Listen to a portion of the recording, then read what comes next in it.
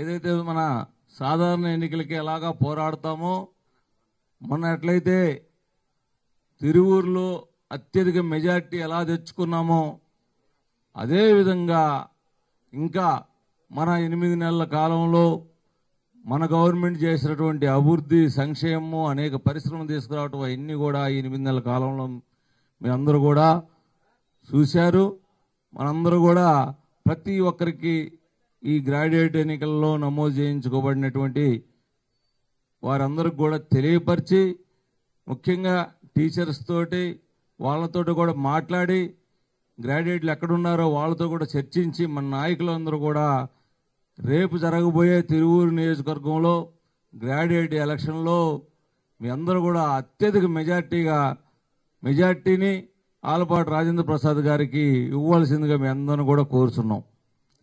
అలానే ప్రతి ఒక్కరం కూడా ఇంకా ఎలక్షను 15 రోజులే ఉంది కాబట్టి ఎక్కడ కూడా అలసత్వం లేకుండా ఒకరినొకరు చిన్న చిన్న విభేదాలు ఉన్నా కూడా ఇన్ని పట్టించుకోకుండా మనోళ్ళు ఇప్పుడే జనసేన పార్టీ నాయకులు చెప్పారు మా మీద ఇంకా భారం ఎక్కువగా ఉందని. అలానే అదే బాధ్యత 3 పార్టీలు తీసుకొని రేపు జరగబోయే ఎమ్మెల్సీ ఎన్నికల్లో ఆలపాటి రాజేంద్ర ప్రసాద్ గారికి భారీ మెజార్టీ వచ్చే దిశగా మీ అందరూ కూడా చూడాలని, అలానే ఆలపాటి రాజేంద్ర ప్రసాద్ గారి గురించి మీ అందరికి కూడా తెలుసు. సీనియర్ నాయకులు గుంటూరులో ఇలా తెలుగుదేశం పార్టీ ఎప్పుడు కూడా రెపరెపలు ఆడాలంటే ఆలపాటి రాజేంద్ర ప్రసాద్ గారు దాని వెనక ఎప్పుడు కూడా అలసత్వం లేని పోరాటం ఉంటుంది. ఎల్లప్పుడూ కూడా పోరాట పటిమతో ఎక్కడైనా సమస్య ఉంటే నేనుండానని చెప్పేసే స్వభావం గల వ్యక్తి.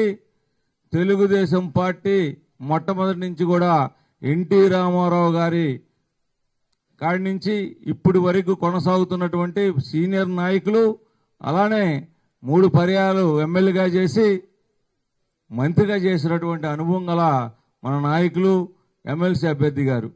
అలానే టీచర్స్ గురించి, గ్రాడ్యుయేట్ల గురించి, మరి అట్లానే టీచర్స్ గురించి అంటే అతనికి ఎన్ఆర్ఐ విద్యా సంస్థలు ఉన్నాయి కాబట్టి టీచర్స్ యొక్క ఇబ్బందులు, సమస్యల గురించి పూర్తిగా అవగాహన గల వ్యక్తి, రాజకీయ అనుభవం గల వ్యక్తి, గ్రాడ్యుయేట్, అన్ని రకాలుగా మనకి సీనియర్ నాయకులు. తెలుగుదేశం పార్టీ అంటేనే ఆలపాటి రాజేంద్ర ప్రసాద్ లాగా ఉన్నటువంటి వ్యక్తి. అటువంటి వ్యక్తిని మనందరం కూడా బలపరిచి అత్యధిక మెజార్టీలో తిరువూరు ప్రాంతం నుంచి అత్యధిక మెజార్టీ తీసుకొస్తారని చెప్పేసి మీ అందరికి కూడా కోరుకుంటూ, అలానే ఆ మెజార్టీతో పాటు మన ఎమ్మెల్యే గారికి కూడా అలానే మీరు ఏదైతే మెజార్టీ తీసుకొస్తారో మంచి పేరు ప్రఖ్యాతులు కూడా తిరువూరు నియోజకవర్గం నుంచి మన ఎమ్మెల్యే గారికి కూడా వస్తాయని చెప్పేసి మీ అందరూ కూడా అభ్యర్థిస్తున్నాం. ప్రతి ఒక్కరు కూడా ఈ శాసనసభ ఎన్నికల్లో పాల్గొనాలని చెప్పేసి మరొకసారి తెలియజేసుకుంటూ సెలవు తీసుకుంటున్నాం. Thank you.